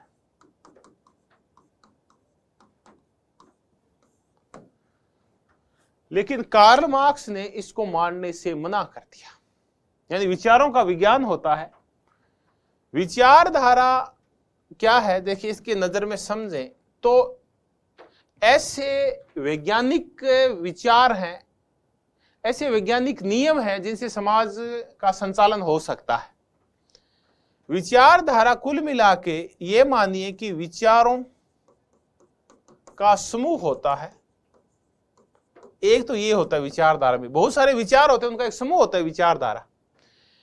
फिर इस विचारों में कुछ लोग विश्वास करते हैं भी ये विचार सही हैं, तो इसके अंदर विश्वास होता है विचारों के अंदर। और फिर जब विश्वास आप कर लेते हैं तो आप उसको क्रिया रूप देते हैं। जैसे आप इसको लेते हैं कि रूढ़िवाद है, ये एक विचारधारा है। कैसे? तो रूढ़िवाद में विचारों का एक समूह है। ये रूढ़िवाद कौन से विचारों का? इसके आर्थिक विचार, इसके सामाजिक विचार, इसके धार्मिक विचार, इसके राजनीतिक विचार, इसके लैंगिक विचार। इन सब विचारों को जोड़ ले। रूढ़िवाद कहता है कि आर्थिक रूप से दो वर्ग होते हैं, एक अमीर और एक गरीब। तो संपत्ति के मामले में राज्य को हस्तक्षेप नहीं करना चाहिए। ये आर्थिक रूप से योग्यता सिद्धांत पे बल देता है। सामाजिक रूप से ये हायरार्किकल सोसाइटी, श्रेणीबद्ध समाज का समर्थन करता है कि समाज में ऊंच नीच होनी चाहिए। धार्मिक रूप से ये धार्मिक कट्टरता का समर्थन करता है और धर्मनिरपेक्ष राज्य का विरोध करता है। राजनीति में राजतंत्र का समर्थन करता है और लैंगिक मामले में पुरुष सत्तात्मक समाज का समर्थन करता है रूढ़िवाद। तो देखिए इसके जो ये सारे विचार थे, ये विचारों का एक समूह हो गया। फिर बहुत सारे लोग होते हैं जिनको हम कहते हैं रूढ़िवादी होते हैं, क्योंकि रूढ़िवादी विचारों में विश्वास करते हैं। फिर वो क्रिया रूप देते हैं। क्रिया रूप कैसे देते हैं? फिर वो औरतों से कहते हैं कि आप पढ़ने लिखने नहीं जाओगे, आप नौकरी करने नहीं जाओगे। क्यों? क्योंकि वो पितृसत्तात्मकता में विश्वास करते हैं। तो वो अपने विचारों को विश्वास में डालते हैं और उन विश्वासों के अकॉर्डिंग फिर कार्य करते हैं। फिर वो अब झगड़ा हो गया लोकतंत्र राजतंत्र का, तो ये फिर राजतंत्र का समर्थन करेंगे। तो वो क्रिया रूप देते हैं। तो लेकिन कार्ल मार्क्स कहता है कि ये जो विचारधारा होती है ना, ये मिथ्या चेतना होती है। ये कोई विचारों का विज्ञान नहीं होता, बल्कि एक मिथ्या चेतना होती है। इसके नियम कोई वैज्ञानिक नहीं है, कोई सार्वभौमिक नहीं है, बल्कि वो कहते हैं कि ये है मिथ्या चेतना, फॉल्स कॉन्शियसनेस। कई बार तो सीधा ही पूछते हैं कि कौन सा ऐसा विचारक है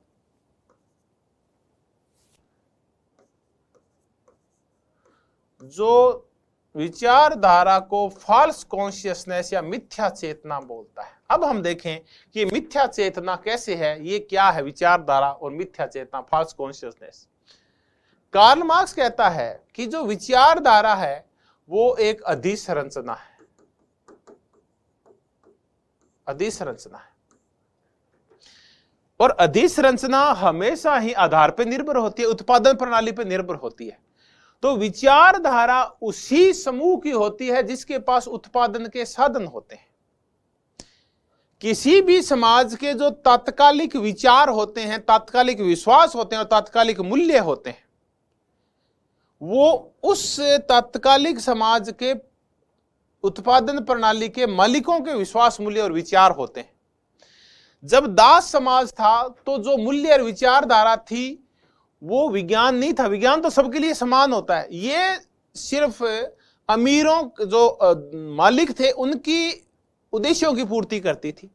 सामंती समाज आया तो ये विचारधारा, मूल्य और विश्वास सामंतों के थे। जब पूंजीवाद आया तो ये सारी चीजें पूंजीपतियों की हो गई। यानी विचारधारा है वो तात्कालिक शासक वर्ग की होती है हमेशा ही। और तात्कालिक शासक वर्ग कौन होता है? जिसके पास उत्पादन के साधनों के ऊपर कब्जा होता है। तो ये पहले मालिकों की थी, फिर ये सामंतों का कब्जा हो गया, फिर विचारधारा है वो पूंजीवादी विचारधारा है। अब ये विचारधारा करती क्या है? मिथ्या चेतना यानी करती क्या है? ये मस्तिष्क के ऊपर कब्जा कर लेती है। कार्ल मार्क्स के अनुसार ये मस्तिष्क पे कब्जा करती है। कैसे कब्जा करती है? ये मजदूर गया विद्यालय के अंदर, विद्यालय में गुरुजी उसको पढ़ाएंगे कि उदारवाद पूंजीवाद से अच्छा कुछ नहीं है। वो गया विश्वविद्यालय में, वहां भी उसके दिमाग के ऊपर प्रोफेसर साहब ने कहा कि उदारवाद पूंजीवाद सबसे अच्छी है, होब्स को पढ़ो, लॉक को पढ़ो, और बेंथम को पढ़ो, मिल को पढ़ो। समाज में गया, वहीं यही चर्चाएं चल रहे हैं। मंदिर गया, वहां भी यही चर्चाएं चल रही है। तो ये क्या करती है? ये एक मिथ्या चेतना है, और इस मिथ्या चेतना का जो सहारा लेते हैं वो पूंजीवादी समाज में मान लेते हैं, वो लेता है बुर्जुआ वर्ग। तो ये कोई विचारों का विज्ञान नहीं है, बल्कि ये बुर्जुआ विचार है। मजदूरों के अंदर ये बुर्जुआ मिथ्या चेतना पैदा करते हैं कि आपका जो कल्याण हो सकता है वो सिर्फ पूंजीवादी, उदारवादी, लोकतांत्रिक व्यवस्था के अंदर ही हो सकता है। तो ये क्या करती है? ये वैधता स्थापना करती है। वैधता का तात्पर्य होता है कि पूंजीवादी राज्य को वैध मान लेते हैं मजदूर। वैध होता है कि राज्य की सत्ता को जब आप दिल से स्वीकार कर लेते हैं, किसी शासन व्यवस्था को आप दिल से स्वीकार कर लेते हैं, तो वो वैध है। हम क्यों नहीं विद्रोह करते भारत की सरकार के खिलाफ? क्योंकि हमने उसको वैधता दे रखी है, उसको लेजिटिमेसी दे रखी है। तो विचारधारा है ये वैधता निर्माण का कार्य करती है। फिर जैसे ही आप पूंजीपति समाज को, मजदूरों ने वैधता दे दी पूंजीपति व्यवस्था को, बुर्जुआ व्यवस्था को, तो उसके बाद वो उसके खिलाफ कभी क्रांति नहीं करेंगे। वैधता का तात्पर्य अच्छा, और अच्छा कौन बनाती है? अच्छा बनाने के दो तरीके हैं, या तो उनको पीटा जाए मजदूरों को, या उनके मस्तिष्क के ऊपर कब्जा कर लिया जाए। अगर आप उनके मस्तिष्क पे कब्जा कर लेंगे, फिर नहीं बोलेंगे मजदूर, फिर वो जय जयकार करेंगे पूंजीवादी समाज की। तो विचारधारा क्या है? प्रभुत्वशाली जो वर्ग होता है उसके विचार होते हैं, ये सबके विचार नहीं होते। इसलिए ये मिथ्या चेतना है। मजदूर अगर सही चेतना आ जाएगी तो वो देखेंगे कि विचारधारा है ये हमेशा शासक वर्ग की है, मजदूरों की कोई, गरीबों की कोई विचारधारा नहीं होती। ये तो उनका शोषण करने के लिए, उनके मस्तिष्क पे कब्जा करने के लिए बनाई होती है, ताकि ये बोले नहीं, ताकि ये क्रांति नहीं कर दे। तो क्रांति रोकती है विचारधारा, इसलिए उसको मिथ्या चेतना बोला जाता है। चलिए, अब हमने इस विचारधारा को क्या माना? फॉल्स कॉन्शियसनेस माना। तो क्या विचारधारा आवश्यक नहीं है? तो फिर किसकी जरूरत होती है?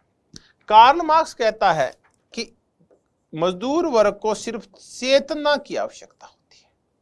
चेतना का तात्पर्य है कि मैं मजदूर हूं, मेरा अतिरिक्त मूल्य पूंजीपति के द्वारा हड़पा जा रहा है। इसका एक समाधान है वर्ग बनाना, अपना संगठन बनाना और वर्ग संघर्ष करना, और वर्ग संघर्ष के बाद सर्वहारा का अधिनायकवाद लाना। ये चेतना है। तो कहता है कि विचारधारा की जरूरत हमेशा ही शोषककारी वर्ग को होती है। एक वर्ग ने दूसरे वर्ग का शोषण करने के लिए विचारधारा बनाई थी, और विचारधारा होती है हमेशा ही शासक वर्ग की, प्रभुत्वशाली वर्ग की होती है।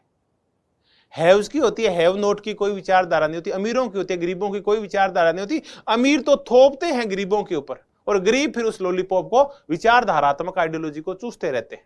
तो उनमें जब चेतना आएगी मजदूरों को, तो ये विचारधारा का वो जूरा है वो उखाड़ फेंकेंगे और मुक्त हो जाएंगे, क्योंकि उनमें कॉन्शियसनेस आ गई है।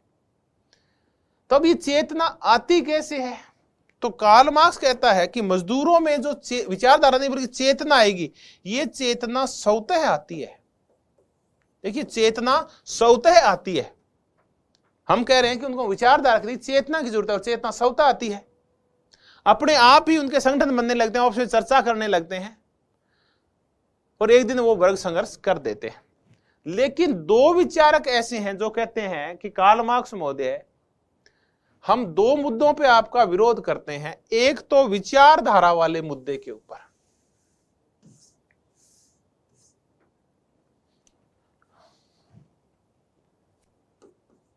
विचारधारा,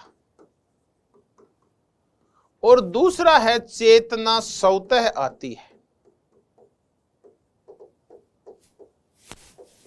हम दो विचारकों की चर्चा करते हैं, इनमें से एक परंपरागत मार्क्सवादी है व्लादिमीर लेनिन, और एक ग्रामसी इटली के नव मार्क्सवादी, दोनों की चर्चा कर लेते हैं। विचारधारा, कार्ल मार्क्स तो कहता है कि विचारधारा मिथ्या चेतना है, लेकिन लेनिन और ग्रामसी बोलते हैं कि विचारधारा आवश्यक है।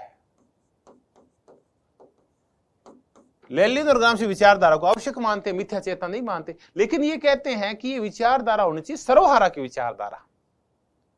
पूंजीवाद की विचारधारा है वो तो एक वर्ग की विचारधारा दूसरे वर्ग का शोषण करने के लिए, लेकिन जो सर्वहारा की विचारधारा, साम्यवादी विचारधारा, ये तो सबकी होती है।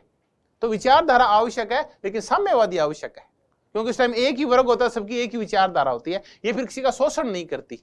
ऐसा ही ग्रामसी बोलते हैं। तो विचारधारा आवश्यक है, लेकिन साम्यवादी आवश्यक है। पूंजीवादी विचारधारा तो एक वर्ग की होती है दूसरे वर्ग का शोषण करने के लिए, बुर्जुआ की होती है मस्तिष्क के ऊपर कब्जा करने के लिए सर्वहारा के। फिर ये कार्ल मार्क्स कहता है चेतना स्वतः आती है, कॉन्शियसनेस अपने आप आती है। मजदूर जो अपने दुखों को स्वीकार करता है, फिर क्रांति करता है, ये क्रांति की चेतना स्वतः आती है। तब लेनिन और ग्रामसी बोलते हैं कि नहीं गुरुजी, चेतना स्वतः नहीं आती, चेतना लानी पड़ती है। लेनिन कहता है कि चेतना लाने के लिए एक व्यवसायिक बुद्धिजीवियों का निर्माण करते हैं। देखिए, मजदूर तो पूरे दिन कहां लगा रहता है, फैक्ट्री के अंदर। वो कब पढ़ेगा, कब संगठन बनाएगा, कब संगठन के ऊपर चर्चा करेगा।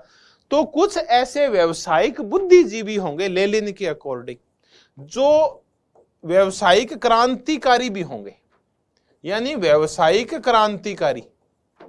इनका व्यवसाय क्रांति करवाना होगा, यानी इनका धंधाई क्रांति करवाना है, व्यवसायिक क्रांतिकारी। ये पढ़ने लिखने वाले लोग होते हैं, ये पढ़ते हैं, लिखते हैं, बहस करते हैं, मजदूरों का संगठन तैयार करते हैं, साम्यवादी दल तैयार करते हैं और मजदूरों को भड़काते हैं क्रांति के लिए। फिर जब क्रांति हो जाती है तो ये क्रांति के आगे आगे चलते हैं, ये क्रांति करवाते हैं, और फिर क्रांति होने के बाद जब सर्वहारा का अधिनायकवाद आता है तो ये राज्य का संचालन करते हैं, क्योंकि मजदूर फैक्ट्री चलाना तो जान सकते हैं, लेकिन राज्य चलाना नहीं जानते। तो व्यवसायिक क्रांतिकारी जो कि क्रांति के अंदर आगे आगे चलते हैं, तो इनको बोलते हैं हरावल दस्ता, वैनगार्ड्स। कार्ल मार्क्स कहता था वैनगार्ड्स की जरूरत नहीं है, साम्यवादी दल की जरूरत नहीं है। दल तो एक वर्ग के होते हैं दूसरे वर्ग का शोषण करने के लिए, राजनीतिक दल होते ही नहीं है। तो कार्ल मार्क्स तो विचारधारा का भी विरोध करता है और राजनीतिक दलों का भी विरोध करता है, दलीय व्यवस्था का विरोध करता है कार्ल मार्क्स। लेकिन लेनिन कहता है कि साम्यवादी दल होगा, ऐसे ग्रामसी बोलता है कि वो मॉडर्न प्रिंस होगा साम्यवादी दल, ये हरावल दस्ता होगा, आगे आगे चलेगा, इसमें व्यवसायिक क्रांतिकारी होंगे, ये क्रांति करवाएंगे, ये चेतना लाएंगे, फिर क्रांति करवाएंगे। इसीलिए लेनिन कहता है क्रांति होती नहीं है बल्कि की जाती है, स्वतः नहीं होती क्रांति, जैसा कि कार्ल मार्क्स कहता है। कार्ल मार्क्स कहता है कि जब इंतहा हो जाएगी, अति हो जाएगी जब शोषण की, तो अपने आप क्रांति हो जाएगी। कार्ल मार्क्स नहीं, करवानी पड़ती है। तो हमने विचारधारा के ऊपर एक क्वेश्चन तो ये आता है कई बार, देशसुधा ट्रेसी ने विचारों का विज्ञान कहा सबसे पहले 1796 में, नंबर 1। कार्ल मार्क्स ने इसको मिथ्या चेतना कहा, इसको बुर्जुआ विचार कहा। फिर ये कहा कि मजदूरों को विचारधारा नहीं, चेतना की आवश्यकता होती है, चेतना स्वतः आती है। लेनिन और ग्रामसी बोले चेतना स्वतः नहीं आती, बाहर से लानी पड़ती है। फिर हमने लेनिन का हरावल दस्ता और व्यवसायिक क्रांतिकारियों का सिद्धांत देखा, जो चेतना लेके आते हैं, क्रांति करवाते हैं। तो ये हमने विचारधारा की चर्चा की। आगे और चर्चा करते हैं, और अब हम चर्चा करते हैं, हमने राज्य गायब हो जाएगा, विचारधारा गायब हो जाएगी, हमने देखा ये मिथ्या चेतना, साम्यवाद आने के ऊपर धर्म गायब हो जाएगा, धर्म भी नहीं, धर्म का विरोध होता है। एक होता है, देखिए 3 प्रकार के राज्य होते हैं, धार्मिक, धर्मनिरपेक्ष और धर्म विरोधी। धार्मिक राज्यों में धर्म मुख्य भूमिका निभाता है, धर्मनिरपेक्ष राज्यों में धर्म और राजनीति अलग अलग होती है। लेकिन जो मार्क्सवादी राज्य होते हैं ये धर्म विरोधी होते हैं, ये धर्म को समाप्त करते हैं। धर्मनिरपेक्ष नहीं होते बल्कि धर्म को समाप्त करते हैं, ये धर्म को मानते नहीं है, मानते हैं फिर उनकी अवहेलना करते हैं। तो मार्क्सवादी राज्य धर्म विरोधी राज्य होते हैं, नहीं कि धर्मनिरपेक्ष राज्य। भारत एक धर्मनिरपेक्ष राज्य है, लेकिन यूएसएसआर था वो धर्म विरोधी राज्य था। पाकिस्तान एक धार्मिक राज्य है। तो धार्मिक राज्य, धर्मनिरपेक्ष राज्य और धर्म विरोधी राज्य, तीन अलग अलग प्रकार के राज्य होते हैं। साम्यवादी राज्य धर्म विरोधी होते हैं। अब हम चर्चा करेंगे एक और टॉपिक की, क्रांति की, रिवॉल्यूशन की।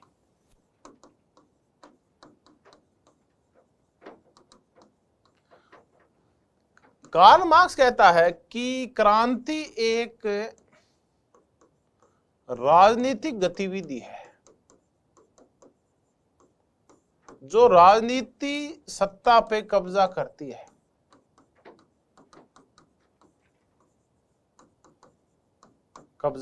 तो राजनीतिक गतिविधि माना गया है क्रांति को। ये आप लिख लें कि क्रांति एक राजनीतिक गतिविधि है जो राजनीतिक सत्ता के ऊपर क्या करती है, कब्जा करती है। चलिए, तो कार्ल मार्क्स कहता है कि वर्ग संघर्ष मीन्स क्रांति की क्या विशेषताएं होती है। नंबर 1, ये राजनीतिक गतिविधि है। नंबर 2, क्रांति हिंसक होगी, यानी खूनी क्रांति होगी, क्योंकि कोई भी वर्ग है वो आसानी से उत्पादन के साधनों को छोड़ेगा नहीं, इसलिए उनको मारना पड़ेगा। हिंसक यानी खूनी क्रांति होगी, उसका स्वरूप अंतरराष्ट्रीय होगा, अंतरराष्ट्रीय स्वरूप होगा क्रांति का। इसका तात्पर्य यह है कि पूरे विश्व के मजदूर हैं वो एक हो जाएंगे और क्रांति करेंगे। तभी कहता है कि विश्व के मजदूरों एक हो जाओ, तुम्हारे पास खोने के लिए सिर्फ बेड़ियां हैं और पाने के लिए पूरा संसार पड़ा है। तो ये अंतरराष्ट्रीय स्वरूप होता है क्रांति का, क्योंकि ये जो देशों की सीमाएं, राष्ट्रों की सीमाएं हैं, ये शोषक वर्ग पैदा करता है। ये वर्गीय आधार होते हैं। हमने कहा ना, राज्य वर्गीय होते हैं। राज्य रहेगा ही नहीं तो पूरा संसार ही एक हो जाएगा, एक समुदाय बन जाएगा पूरा संसार। तो जो क्रांति का स्वरूप होता है वो अंतरराष्ट्रीय होता है। नंबर 4, क्रांति जो होगी वो सबसे पहले औद्योगिक देशों में होगी।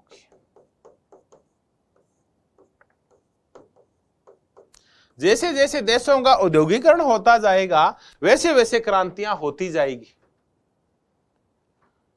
औद्योगिक देश है सबसे, तो कार्ल मार्क्स बोला कि सबसे पहले ब्रिटेन में क्रांति होगी, क्योंकि इसका सबसे ज्यादा औद्योगिकरण हुआ है।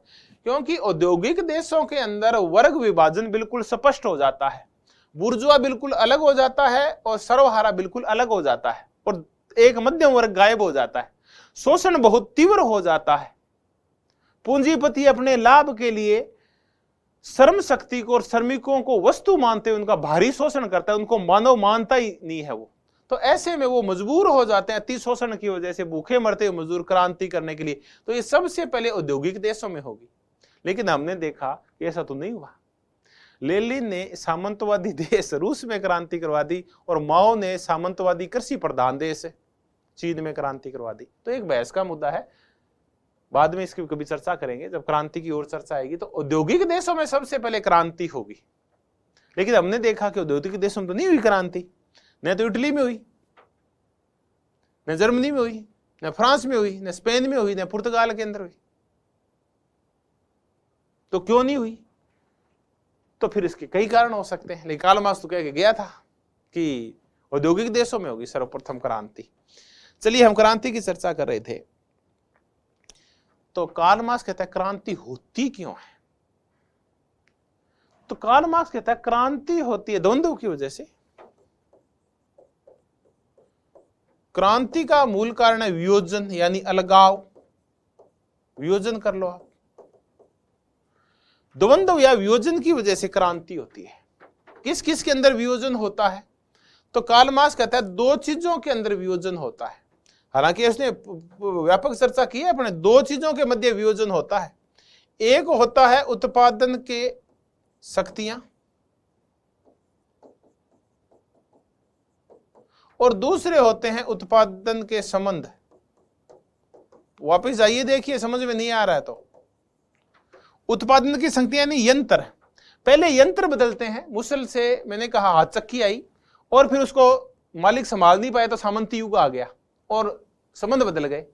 दास और मालिक से सामंत और किसान बन गए।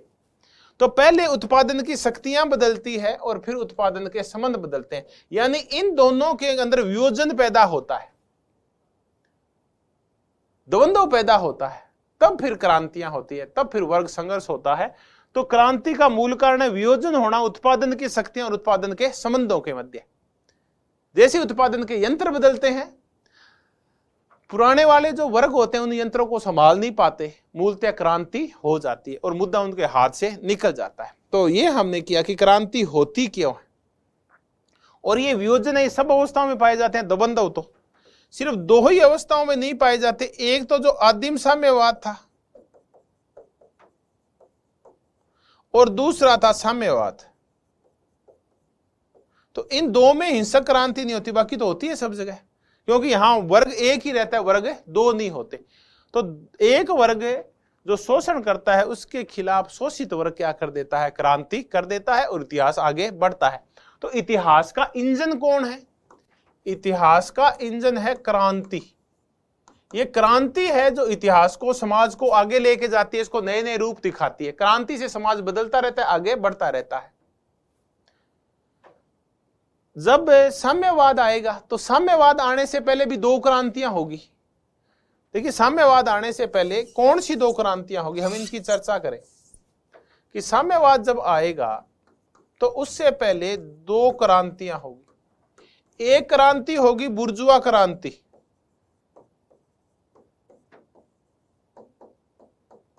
और दूसरी होगी सर्वहारा की क्रांति। बुर्जुआ क्रांति तो कार्ल मार्क्स कहता है 1789 में फ्रांस में हो गई, और इसमें बुर्जुआ ने सामंतों को मार दिया। सामंतों को मारा गया 1789 की, उनकी जमीनें हड़प ली गई। तो बुर्जुआ ने सामंतों को मारा, ये तो बुर्जुआ क्रांति थी।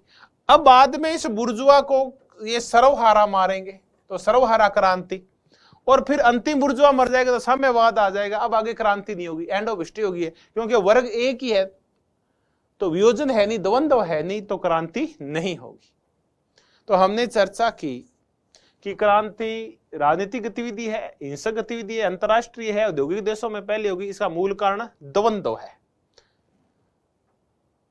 तो ये हमने क्रांति संबंध में चर्चा की। अब हम अंतिम चर्चा करते हैं कार्य के संदर्भ में कि कार्ल मार्क्स कार्य के बारे में क्या बोलता है।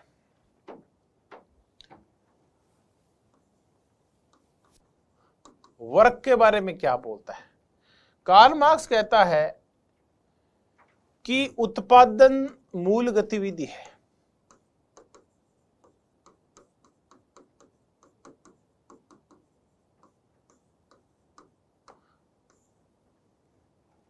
और उत्पादन करने के लिए तो कार्य करना होगा। अगर आपको रोटी खानी है तो आपको उत्पादन करना होगा आटे का, और आटे का उत्पादन करना तो आपको कार्य करना होगा। तो कार्य एसेंशियल है, श्रम अति आवश्यक है। श्रम के बगैर काम नहीं चलेगा, क्योंकि उत्पादन है, उत्पादन बगैर श्रम के होता नहीं है। तो श्रम अत्यंत आवश्यक है। लेकिन यह जरूर है कि ये जो श्रम का विभाजन है ये गलत है।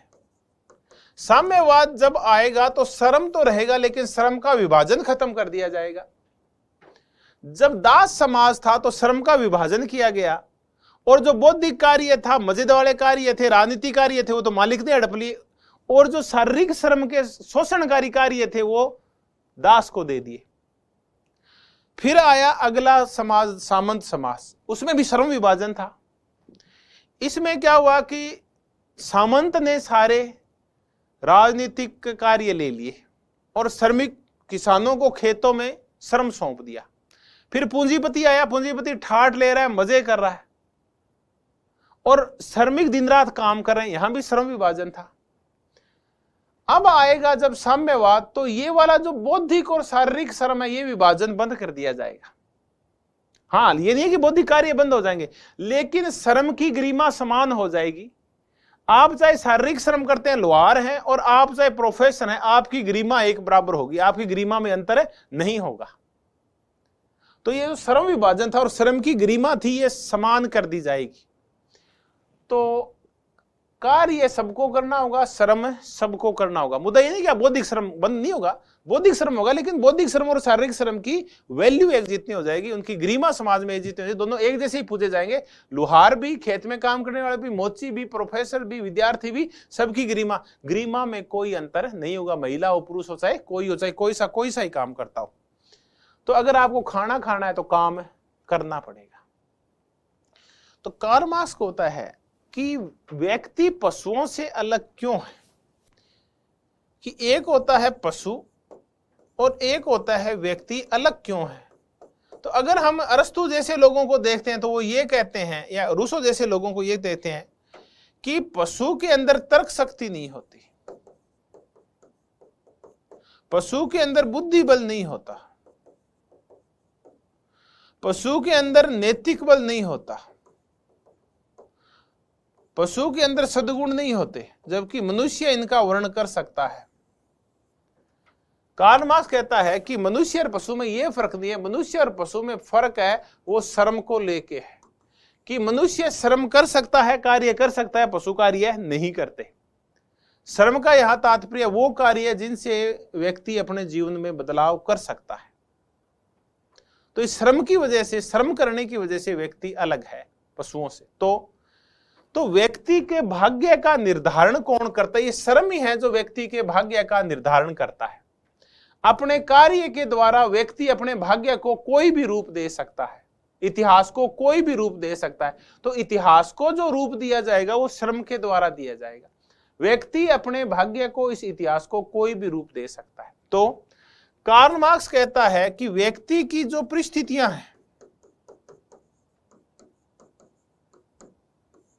वो व्यक्ति के विचारों का निर्धारण करती है।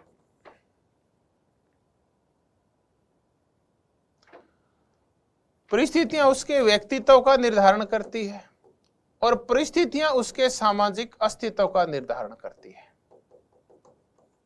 लेकिन व्यक्ति अपने कार्यों के द्वारा इन परिस्थितियों को बदल सकता है। तो परिस्थितियां बदलती, विचार, व्यक्तित्व, सामाजिक अस्तित्व सब कुछ बदल जाएगा। तो परिस्थितियां कार्यों के द्वारा बदली जा सकती है। श्रमिक अपने कार्य के द्वारा वर्ग शोषण के जुए को उखाड़ फेंक सकता है, वर्ग संघर्ष करके, और सत्ता पे काबिज हो सकता है। तो ये हमने कार्य किया कि कार्य बड़ी एसेंशियल चीज है। परिस्थितियां व्यक्ति को बनाती है, कार्ल मार्क्स कहता है, लेकिन व्यक्ति चाहे तो परिस्थितियों में परिवर्तन भी कर सकता है। ये कहना है कार्ल मार्क्स का कि परिस्थितियां व्यक्ति को बनाती है। कार्ल मार्क्स का मैं मानता हूं कि सामाजिक अस्तित्व का निर्धारण है वो व्यक्ति को बनाता है, लेकिन व्यक्ति चाहे तो अपने कार्य के सामाजिक अस्तित्व और परिस्थितियों को बदल भी सकता है। तब कहता है कि व्यक्ति अपने कार्य के द्वारा, अपनी हिम्मत के द्वारा, वर्ग संघर्ष के द्वारा इतिहास बनाते हैं। तो व्यक्ति अपना इतिहास स्वयं लिखता है, ये कहना है कार्ल मार्क्स का। व्यक्ति अपना भाग्य स्वयं बनाता है, तो वो कहता है ये है होमो फेबर। होमो फेबर होता है टूल मेकर, यानी टूल जैसे बनाता है व्यक्ति, यानी लोहार लोहे को कोई भी रूप दे सकता है, वैसे ही व्यक्ति भी टूल निर्माता की तरह होमो फेबर होता है, वो अपने भाग्य को कोई भी रूप दे सकता है। तो चीजों का, इतिहास का, अपने भाग्य का निर्धारण व्यक्ति स्वयं करता है।